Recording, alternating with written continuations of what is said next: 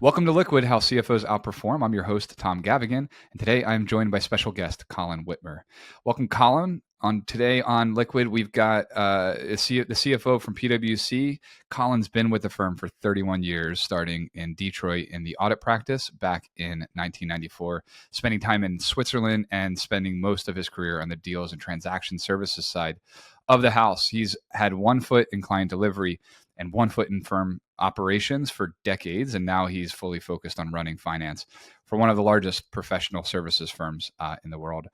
What makes Colin interesting is that he's not your typical technology will save everything CFO. He thinks deeply about the people side of transformation, how you build human skills in an age of AI, how you let people experiment and innovate from the ground up, and what actually matters when everyone has success to AI tools. So, Colin, thank you so much for joining us.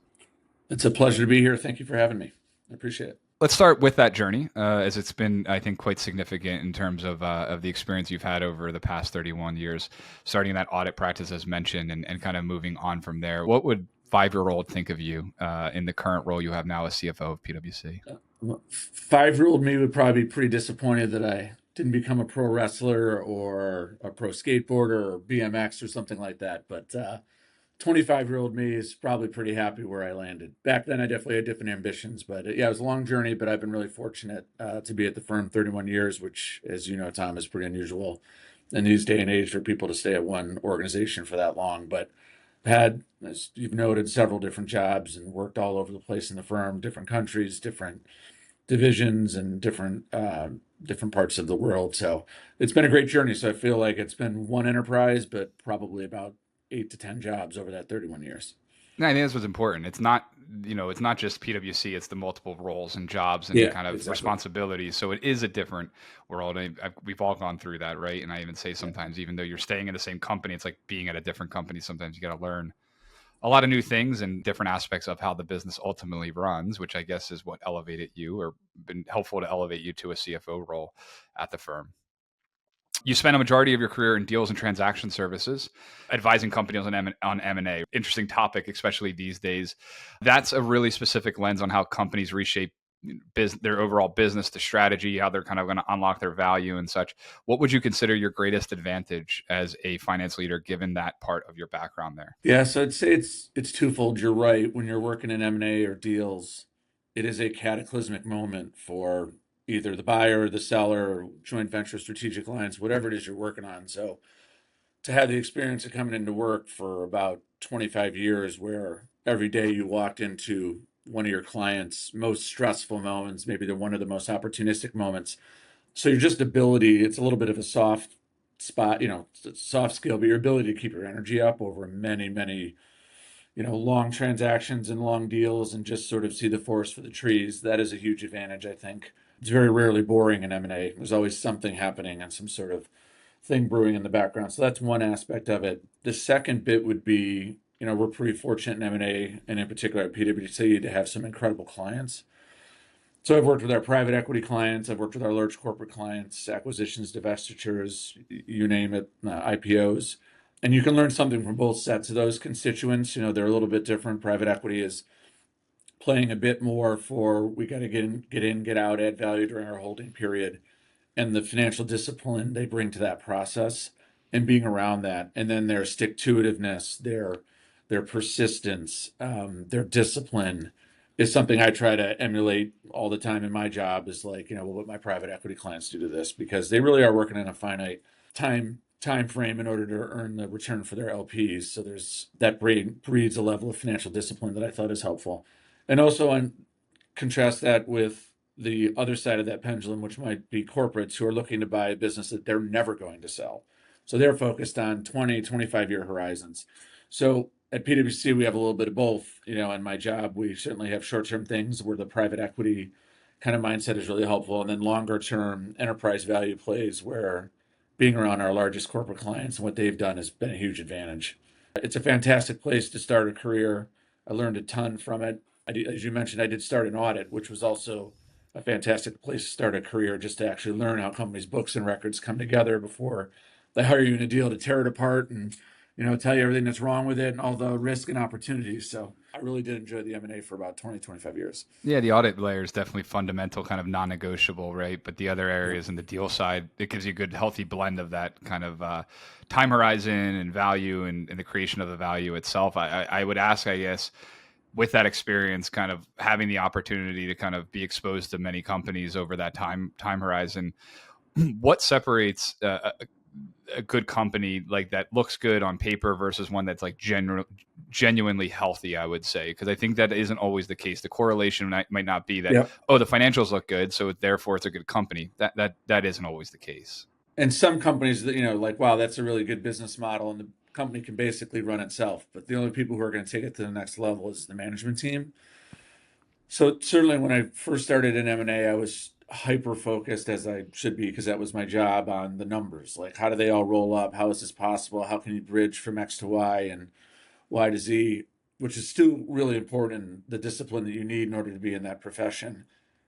Over the years, I learned a lot from my clients around assessing management teams and cultures of management teams and their ability to, in particular, in the case of private equity, where they come in and it's, maybe you're no longer public. Now you answer to a much smaller stakeholder group and you're moving twice as fast as you did before. So a lot of your ability to assess the cultural dexterity of the workforce, how willing management is to change, how well they work as a team.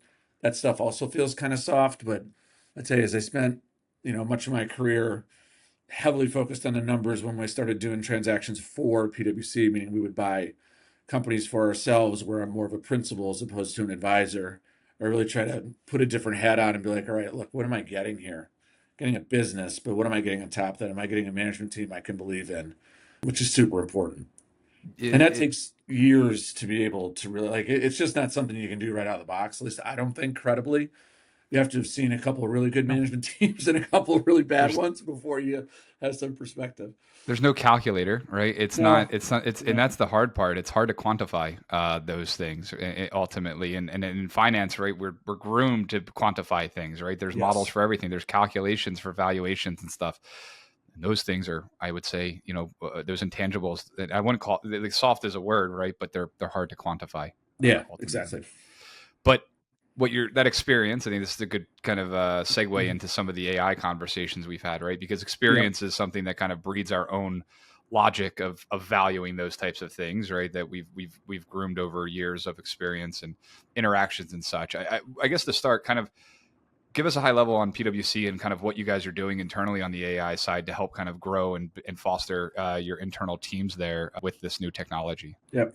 So I think most large institutions think this way. Like, there's certainly a no regrets move of a citizen-led movement where, like, look, it is clear AI is probably the most impactful technology that we've seen in our lifetime, and in particular, maybe in all of our lifetimes, and the speed at which it moves. And there's some statistic like there's 800 million people on ChatGPT every day, so it is becoming quite ubiquitous. It is pretty much everywhere. So we did the first move, which we had done before in other technology waves, which was get it into the hands of the practitioners, which is really good for exploration, quick upskilling, peer-to-peer learning.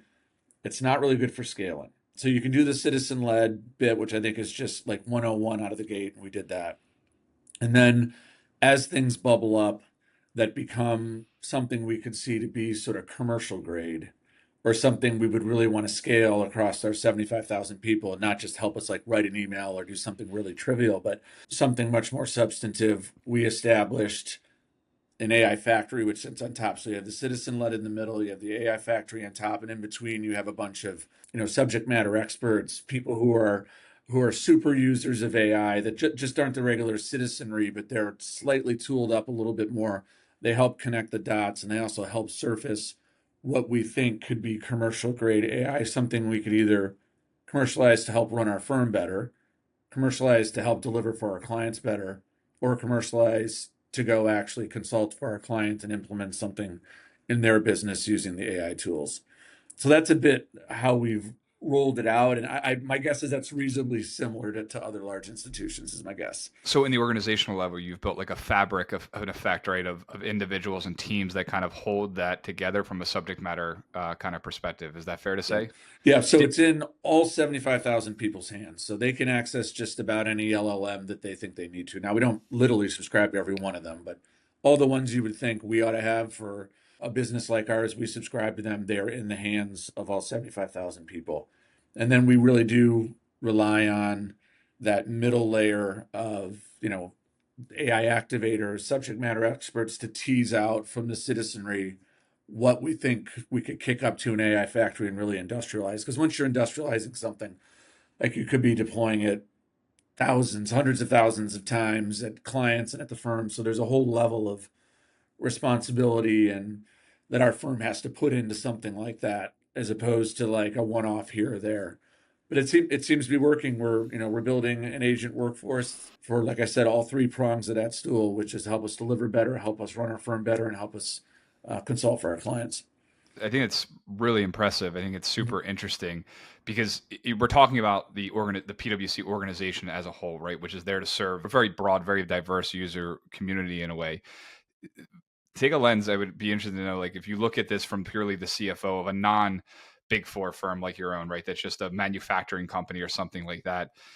Do you think that's going to like that kind of organizational aspect? Do you think that will be something we see kind of evolve within the office of the CFO, where effectively you have a human fabric of like architects, like let's call it, whose job is to kind of control the AI kind of technology to our compliance, to our policy, to our way of operating finances? Is that something that you could kind of see kind of growing within the office of the CFO potentially down the road? Yeah, and I do. And it's interesting. The first part of that question where you said, you know, what would it be like for somebody completely, not in a big four setting or not in big professional services, or maybe even a smaller professional services, like you said, even a manufacturing entity, it it could become, and this is just an idea, which I don't think is all that novel, to be honest with you. Like it could become the great technical equalizer.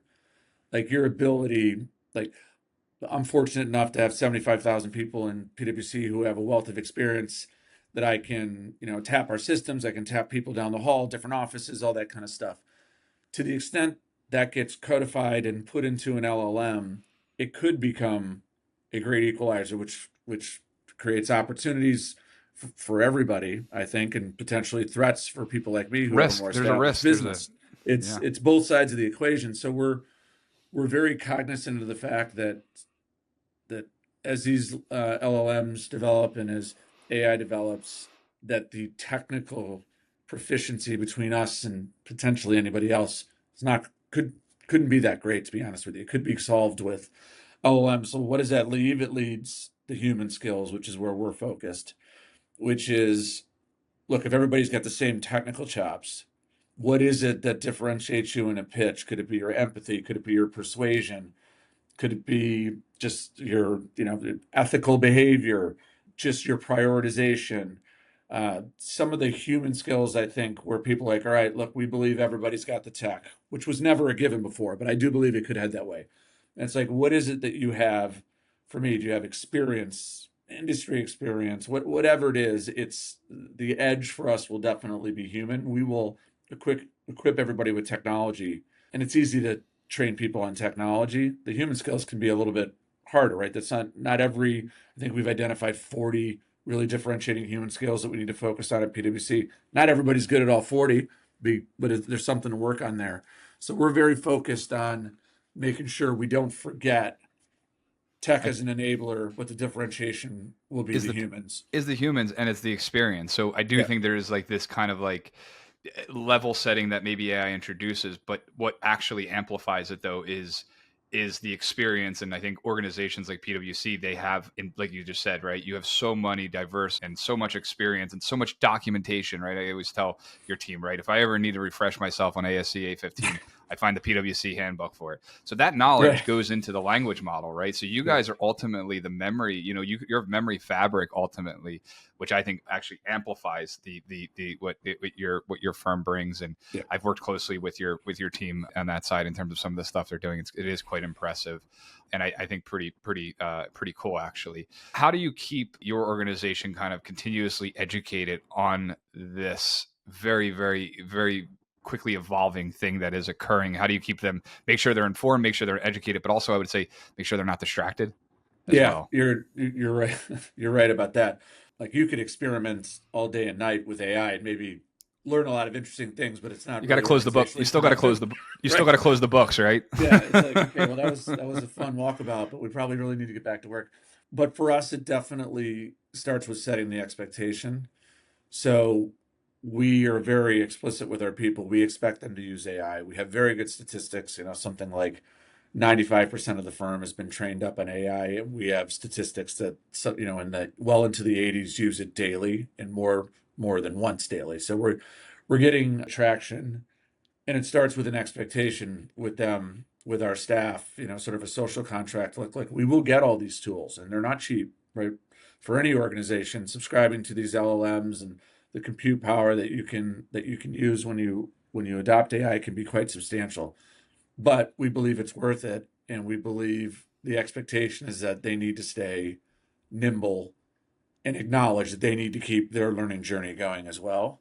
We still have that's like sort of the citizenry component. We still have that middle layer where those are the people who are really connecting the dots, who are on the cutting edge, who are finding the next LLM, who are being able to guide people in the field. Like, look, you need to use Gemini for this. You need to use, Yeah. ChatGPT for that. This LLM works for that. This one doesn't work for that. So I still think even if you equip the masses, you still need that uber layer of, I don't know, what is it, maybe 10% of the firm that is super tech enabled there, and we adjust their responsibilities to be like, yes, of course you need to deliver for clients, but you also have a huge responsibility to make sure we're on the front end of the tech wave and we're not getting left behind and you're pulling our people along. And we invest in them. For some people that could be a couple year tour. For some people, they've just jumped into it and said, this is my career. I want to be the translator between how we talk to our clients and the technologies we use. And I find this fascinating. And we have room for those people too. So, but it is the acknowledgement that you're sort of never done. You're definitely never there. I mean, this thing is moving so Goalposts incredibly moving. quickly. It's Yeah. it's you just have to expect it. I had an interesting conversation related to that with a finance leader, and we were talking about education, which is important, right? And it will remain important. But when it comes to like AI knowledge and experience, it's moving so quick where, we were talking about hiring and proximity and where place pockets are and things like that. And it's not like, oh, go to where the best learning institutions are. Maybe it's just going to where the people are adopting it the most, because sitting in the classroom and learning is great from a fundamental level, but by the time you're out of the classroom, or something now has changed, and it's so rapidly evolving that the classroom learning is kind of becoming obsolete pretty quick. Not discounting it, by the way. I'm just saying you have to kind of create a balance.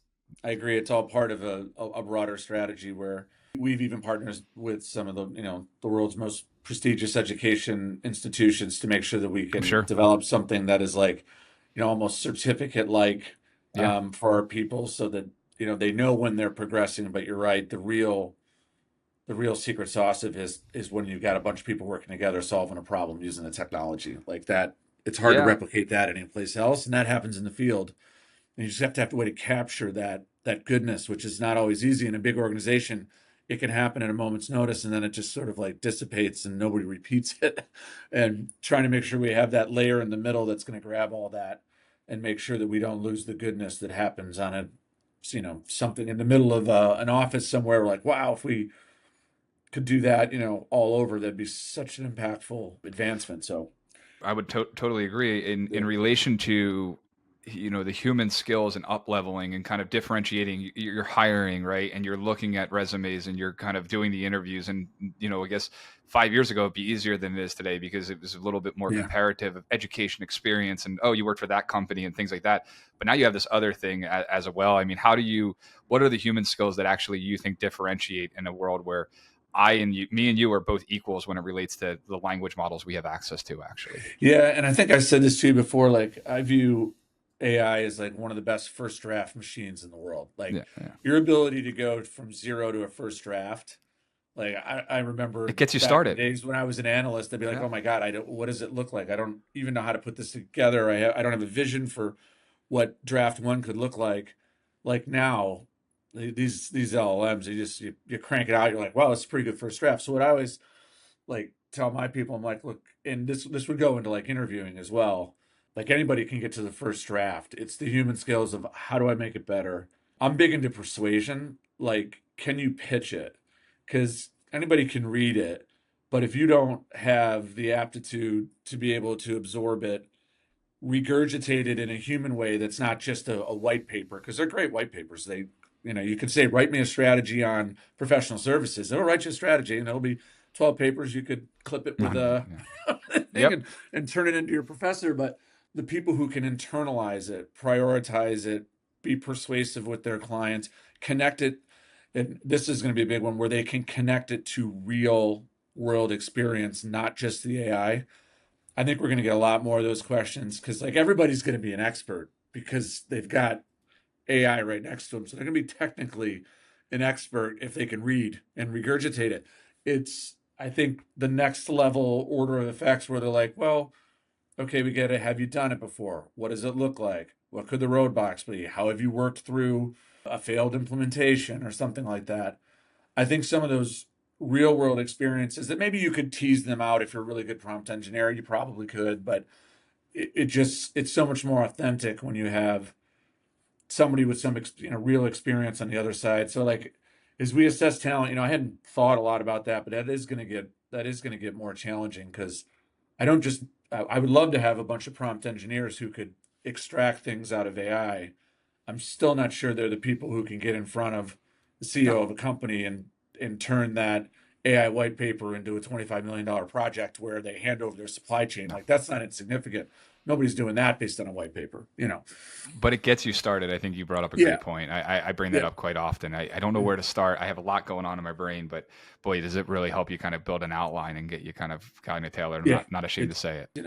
in certain instances, you can really spend the time critical thinking about what does this mean to my client, all that type of the stuff you always shortcut, or at least I end up shortcutting at the end because I'm still doing the research and the packaging. And then you leave to the very end, like, oh my God, I have to present this. Like I have to go talk to people and get up and like real executives who are going to have real questions. And like you get jammed on that end. And I'm hoping we can rebalance that and just be more prepared, more persuasive, Yeah, be more thoughtful have to. than spending so much time on draft one. I have to. Yeah, Yeah. absolutely. Because PwC is such a big organization, is doing different things every single day, both internally and externally. And we're talking about a very evolving kind of experience in technology. How are you guys keeping everyone informed of what's going on as well? Because of this fabric that I'm going to call it, that layer that you have in terms of these individuals, how are you kind of feeding that back down? So the upskilling kind of continues to go up, I would say, from the rest of the field, from the 75,000 plus people that you have there. It's funny. We just had an operating committee yesterday, which is so all the functional leaders of the firm as well as the line of service leaders. And one of the things we talked about was how we're worried the way we communicate all the things we're doing in AI that it just doesn't become noise because it could very much be just become noise. Like if you're just telling people we have every model you can imagine, go here, go there, do this, do that. It needs to be a bit more structured because nobody's going to learn it all. So we've developed like learning pathways, which That's are good. specifically curated by our subject matter experts in AI to say, hey, look, if you're a tax manager in transfer pricing, like these are the things that you forget about that we have 90 of them. These are the Just seven that you focus. need to be an expert in. And without somebody doing that, like your comment before, it can just become exploratory, which is interesting and all very probably stimulating mentally, but not very productive. So we're trying to make it not be noise, even though we know we're asking our people to do a lot. So we're giving them these learning pathways that are more curated for, in particular, for what they do for the firm. And then there's other pathways that they can take if they have time and interest and want to expand their skill set. Yeah. But we do have a basic core curriculum around AI. We've had this before too. It isn't just around AI. We've had, learning Yeah. pathways around technical training. Now it's like we got to plug the AI in there as well. It's a legit concern that you can say AI so many times at some point it doesn't mean anything anymore, but it does. And we gotta keep everybody focused on it. So I think the learning pathways are structure for us to do that. Yeah, it's a good point, and it's a huge enabler. And I was at a conference this week, and somebody was talking. We were talking about that. It also risks becoming a paralyzer in a way as well, right? Because there's so many things you could go and look at and evaluate and assess in different language models that are tuned in different ways that you're actually not progressing. All you're doing is just kind of bouncing things off of these different things. You're not moving the needle forward, actually. So you actually risk, like you're saying, you're this role, you're focused on these things. I know there's 100 things. Focus only on this, please, right? And that's Yeah. part of leadership, I guess, right? And Yeah, making you sure can that you're actually definitely. not paralyzing yourself. Yeah, you can get the paralysis by analysis can definitely happen Correct. because you could just keep pinging and pinging and Correct. pinging, and they'll take you down rabbit holes. Like it just 100%. will. Like Yeah. it's Yeah. it's it's meant to do that. It's meant to Yeah. keep exploring. Yeah. So you keep asking questions, it'll take you in different directions, and at some point, yeah, you could end up on Mars, and you're like, but I wasn't going to Mars. What I did I know. do? How'd I I get got to here? get back. No, it's a So rabbit hole. yeah, Yeah, if you're not careful. Let's talk to like kind of maybe the more junior folks, maybe in their role or yep, in their careers here that are perhaps listening and aspiring to a CFO ultimately. What are some key pieces of advice for those individuals kind of starting their career off analyst level, perhaps, that are aiming to be a CFO at one point? yeah. So, and I wouldn't say I came to the firm saying I definitely want to be the CFO of the firm, although somewhere around middle of my career, I actually developed that ambition. So the first thing I would say is if you're an analyst or an associate starting at a firm like ours or any other firm, you don't have to have your fifth job in mind. Like that's a bit unrealistic, and I wouldn't put pressure on yourself to say I want to be the CEO or CFO. But you should have a point of view about where you want to be every 3 to 5 years. And I always viewed like the first 10 years of my career, and this is after I made partner because I mostly have it in that mindset, but was really to produce to show the firm that it was the right decision to make me a partner. I know what I'm doing. I'm delivering for our clients. That's what you would expect of me in these early years, and that's what I'm doing. Look, proving production, improving that your company, whatever it is, made the right decision to move you forward in whatever role that is. That's always important. And that's probably like about a decade worth of work. And then at some point, you want to have, like you said earlier, one foot in some form of operations and then you still need to stay collected to the clients. But in the middle of your career, you're sort of like 2/3 clients, 1/3 firm management. And then as you get to the end, it's probably my days are still probably half and half. I mean, I work a lot, so half and half is a lot, but I still spend half my time on client matters and then, half my time running the firm. So I would say never get too far from the commercial side of your business because you can only be a good CFO if you understand the commercial side of your business.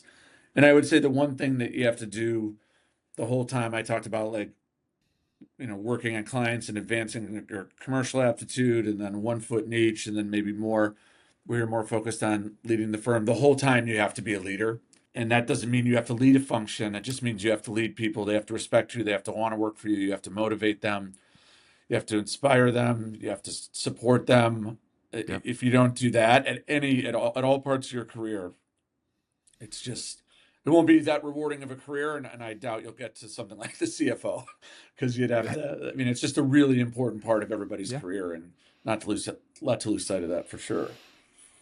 I couldn't agree more. Right, be a leader before you're asked to be one. I think And is before a you key one. leave your firm, and I'm a big like I almost left PwC 3 times, and I think that's healthy. Like I'm Yeah. not one to say that you should come into your firm every day with blinders on, and that goes for people in my firm. But before you leave your firm to go someplace else, you should really ask yourself, like, am I happy here? Do they respect me here? And is there more I could give to this place in a different capacity? And I bet most times, for those who are listening who work in large organizations, there is that opportunity. There is.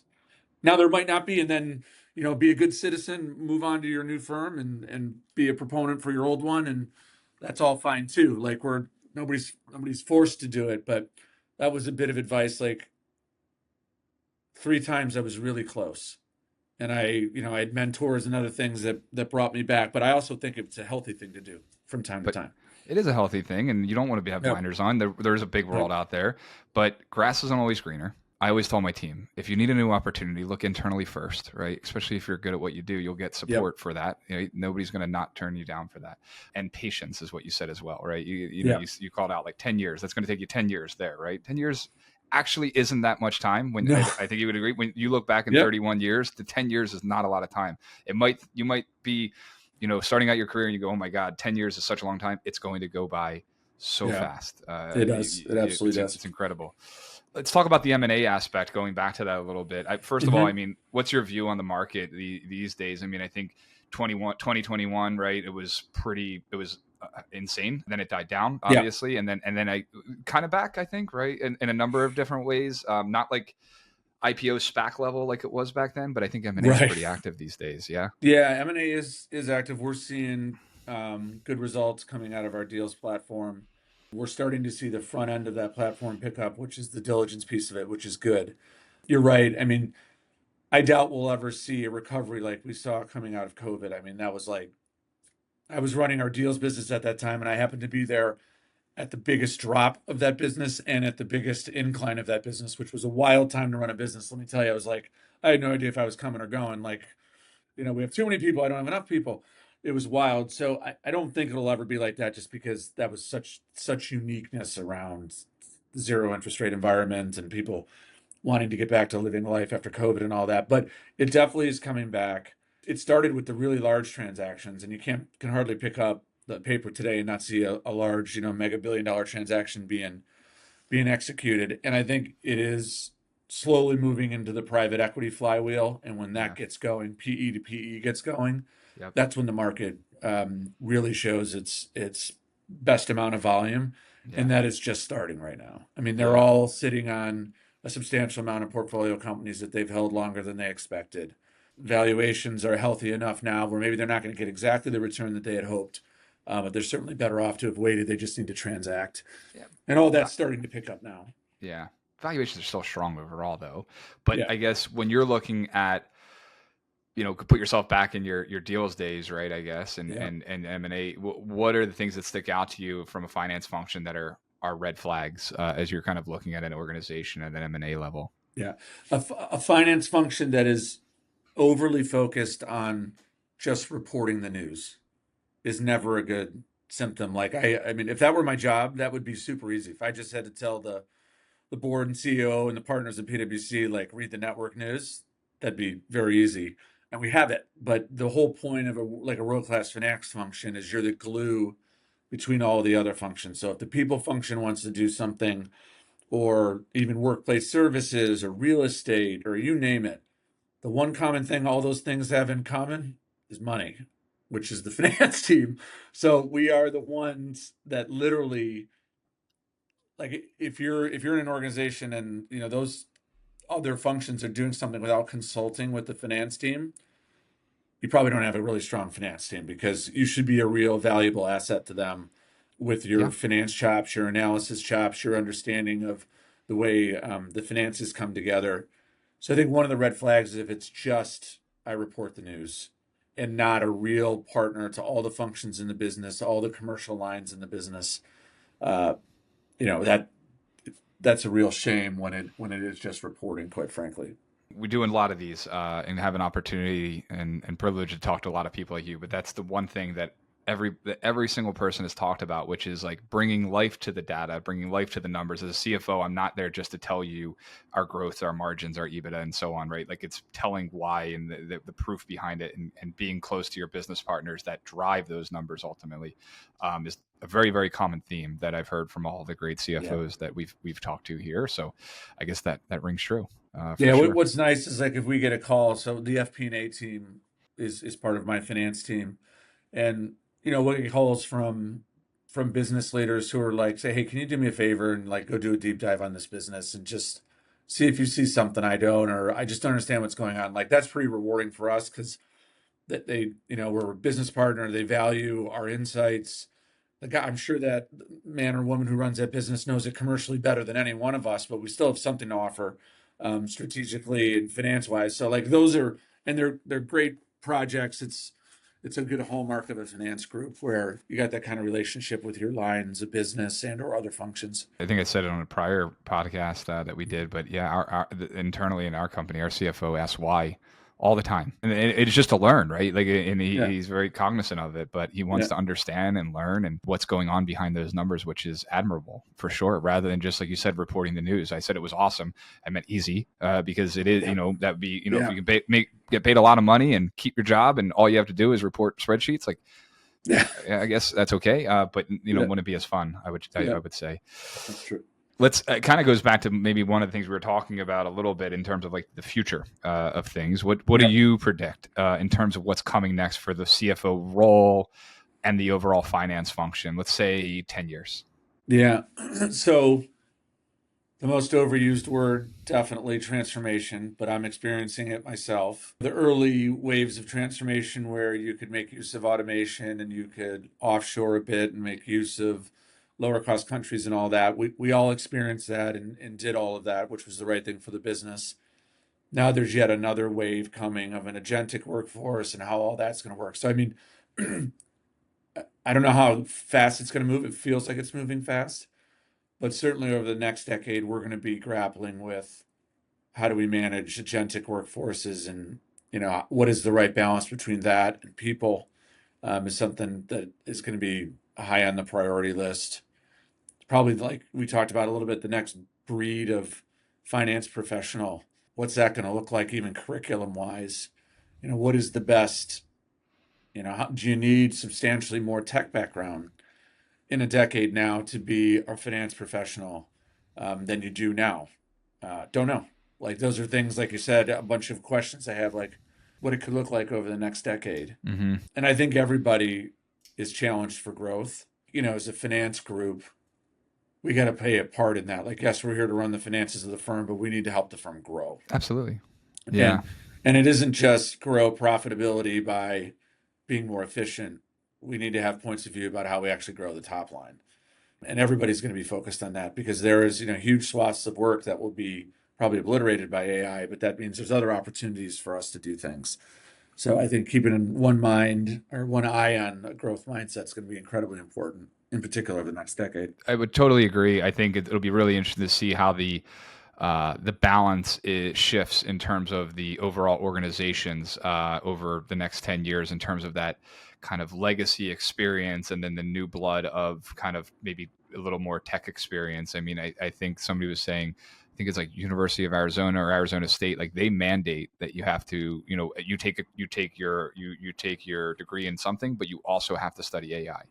I wonder if that's going to become a norm. And I do think, fundamentally, especially in like roles like finance or something that has a little bit more of an engineering or science or mathematical, you're going to have that, Yeah. but you still need to understand why. And that's my biggest concern. I would say that we make sure that people understand that I can ask a language model to help me value something, but I need to understand how valuations actually work, right? At a Yeah. mathematical formula level. Like, I just think that has to remain. Maybe I'm a little bit too pure of that, but I definitely think that needs to sustain. I just had dinner with a couple of guys who run a private equity fund, very successful, probably $5 to $8 billion under management. He was asking me about AI, and we were just having dinner, and he said something very similar to you. He's like, I never want anybody in my firm to lose their mastery. You've been around private equity before, so like when they say mastery, it's like, I don't care if you used AI to do that. You better know every single thing about that and have an answer for every single question and know where you're going. So he's like, so they can use it. I just demand mastery of the topic, which is a little bit of like what you were just saying, Tom, where it's like, how prepared are you? How much have you really studied the stuff? You have a great first draft, but do you have But how, mastery over that topic? mm-hmm. I think that's the wheat from the chaff in a way is going to kind of be exposed, Yeah. I would say, over that timeline. I would be curious as well on that, like when you think about the roles and the evolution of your career journey, right? I guess I'll start with my point of view on this concern about AI is going to take jobs and so Mm-hmm. on, right? I don't agree to that.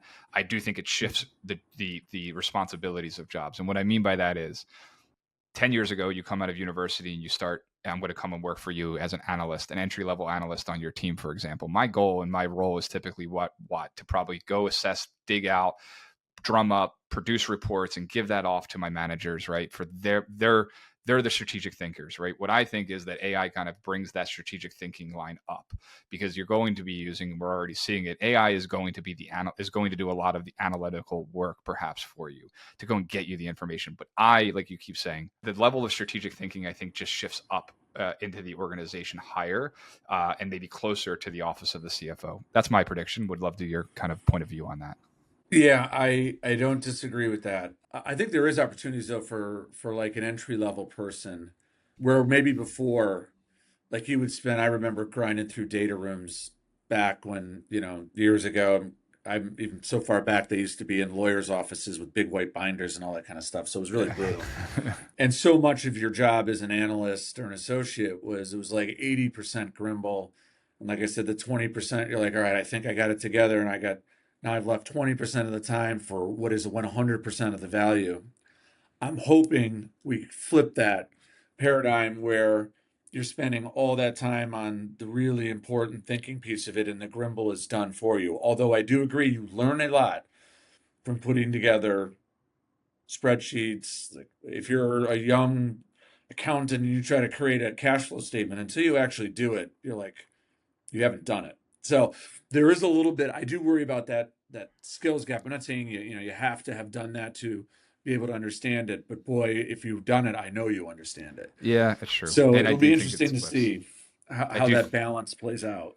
It does flip to that 80-20. I think it's a really good kind of, that's exactly what Yeah. I'm saying. I think that your expectation is a little different, and I expect you now to spend more time thinking and strategizing Positioning off this, the like data. what does it Yeah. mean? All right, we got all the data, that's fine. We Yeah. see what the numbers say, but what does it mean? What should they do? Yeah. Or I the hope I second do. level stuff. Yeah, I do hope that still, again, going back to it, that people keep the mastery of things. You're talking to somebody who, Yep. for fun, does calculus problems on paper still some every day, just to kind of keep my mind fresh. So, but yeah, I hope that we still keep some of those core things and Yeah. understanding of how these things work ultimately.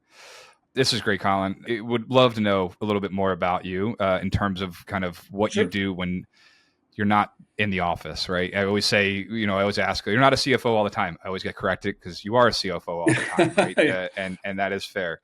So what do you do to decompress outside of work? I watch a lot of sports, and I do find this will find its way to sports and cooking shows. And somehow I've turned these competition cooking shows into like a sport. I can't explain it, but I find it very relaxing to sit there and watch Pete Bobby play. I don't know why, but I do. As much as I enjoy watching the Knicks or the University of Michigan, any sport that they're in. But literally those three things: the Knicks, the University of Michigan, and cooking shows. I don't know how I adopted that. It's very weird. My wife thinks Yeah, it's because weird too, so it's okay. I, I can resonate, man. I love the cooking shows. I love Yeah, Chopped. But you're a Michigan guy. You a Lions yeah, fan? I am. The only New Right. York team I picked up was the Knicks, and that's because a couple of Michigan players went through there. And Yeah, they did. Yeah. if you're ever in New York, they can't stop talking about the Knicks. So Oh, literally, if you can't beat them, join them. So, I know. I know. I know. but I still know. a I'm all Lions too fan, familiar. yes. Yeah. I'm a Philly guy, so we'll leave it at that, I Oh yeah, guess. yeah. Congratulations. That was a Just tough beat game. us. That was a tough one. I'm a big traveler. You spend time in Yep. Switzerland. Favorite city that your favorite city in the world. Also, what's your favorite place to eat in that city, if you can? Yeah. So my favorite place to eat is the Coney Island in Detroit. So I'm not showing a lot of worldliness here, but that is true. Um, but I did love living in Zurich. It was incredible. And I actually love the city of Zurich. They served up these great, I'm really making myself sound pretty pedestrian here. I used to eat these sausages in the train station, these servalots, they used to call them, and they were just incredible. You get that with a piece of bread, and I was like, this is perfect. This is great. You get on the train, and then I would just go back to the house in Hurleyburg, Switzerland, which was just outside of Zurich, and it was great. But I really did love it. Like that was a fun time in my life. I wish I could have stayed there longer, but I just needed to get back for career reasons. But I really did enjoy it, and I would encourage anybody who has a firm where they'll provide you an opportunity to do that to definitely take Do advantage it. of it. I completely agree. And For me, it was the proving that I could be successful doing an M&A job where I couldn't read or speak the language. Now, terrifying. of course, it's Switzerland. Almost everyone speaks English, so I'm not patting myself on the back. But I couldn't read hundreds of pages of documents. I had to be successful, like talking to Yeah. teammates and reading what they would produce and making sure without being able to get into the detail. making sure I was, covering things off. So it was a huge professional leap for me, and on top of just a personal leap of being in another And country and just experiencing something with your family that is pretty unique and cool. you look at things differently, right? Because ultimately we all are different in some ways, but we're also very much the same. But you kind of see how operations are different and how organizations work and so on. I think I agree. If you have the opportunity, it doesn't matter where, take it. Yeah, I agree. I would say. And last thing I always like to ask: books. Anything recently that you've read or are reading that you would recommend to the audience here? So I finished reading a book of oddly by Bo Schembechler, which was about There you leadership, go. which was great because it was you read a lot of technical books, and I've read a lot of technical books on AI and things like that, and I find them interesting, but I feel like I'm playing catch up on a lot of that stuff, just trying to make sure I'm current.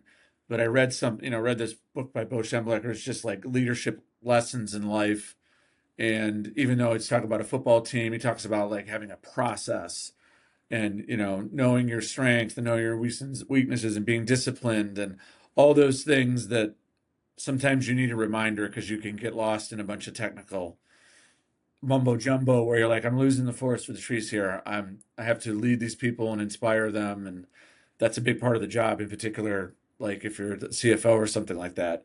So that was good. And now I'm reading a book by Andre Agassi. So Oh, like is it his biography? yes, yep, Yeah, it's very good. Very, very yeah. good. I just Very I good. just started. I actually met him at Wimbledon. Did you really? Yeah, which was really fun. And then I went on and got his book, so it was cool. Pretty cool. So I'm Well, just starting it. So no, the leadership book's great. I think that's universal, right? Leadership, I think it sustains. I can resonate with that. And Bo, I think, is one of those characters. It doesn't matter if you're not a U of M fan. Everybody yeah, loved. I think everybody had so much respect for Bo. So, very cool. And Colin, thank you so much for being here, and thanks for tuning in, folks. To never miss an episode, subscribe wherever you listen. I'm Tom Gavaghan, and this is Liquid: How CFOs Outperform.